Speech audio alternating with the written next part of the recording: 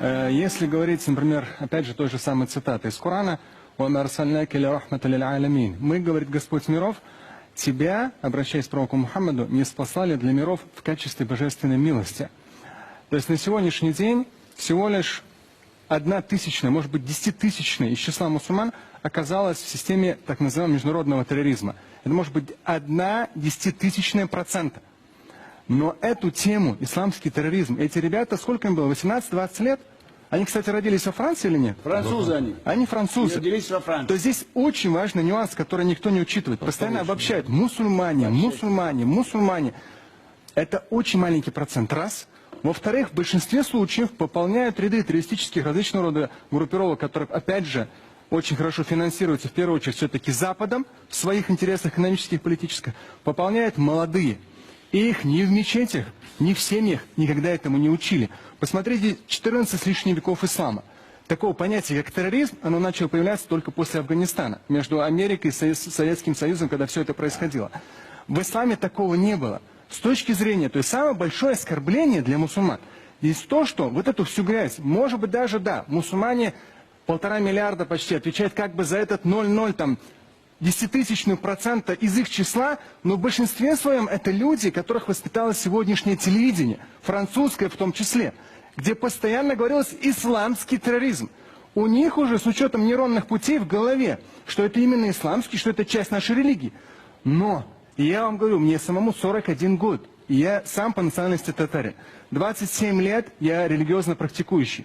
Общался на разных языках с самыми разными культурами. В исламе такого понятия, как терроризм, в Коране четко и ясно сказано, что кто убьет, кто убьет одного человека, неважно какой он национальности, просто вот убьет его, то подобно по греху пред Богом, подобно как убил целое человечество. Никто во Франции эту цитату не проговаривал по телевидению.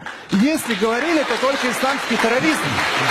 А вот такого рода вещи, то же самое пророк Мухаммад говорил. Верующий человек – это тот, рядом с которым люди, вне зависимости от национальности, вероисповедания, люди чувствуют себя в безопасности.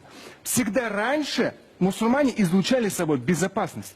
На сегодняшний день мы поедаем результаты, пожинаем результаты, плоды именно и европейского свободного слова и так далее, когда всех мусульман обливали грязью и говорили «исламский терроризм». Вроде как Россия, слава богу, Европа нет еще, отстает.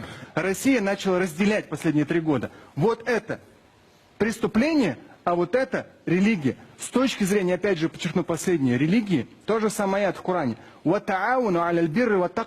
чем уверен, что во Франции ни разу нигде это не цитировали, чтобы воспитывать своих мусульманских французов. В Коране четко сказано, друг другу помогаете. Бир это любое благо, благостное деяние. Помогаете друг другу в благостных деяниях и в проявлении набожности пред Богом. Набожность – это трепет, это ты когда поступаешь правильно и хорошо. И вы хорошо сказали, справедливо. Но справедливо не с точки зрения преступлений, а с точки зрения благочестия. И дальше идет в аяте. Но никогда не помогайте друг другу, в Коране говорится, никогда не помогайте друг другу в вражде и грехе.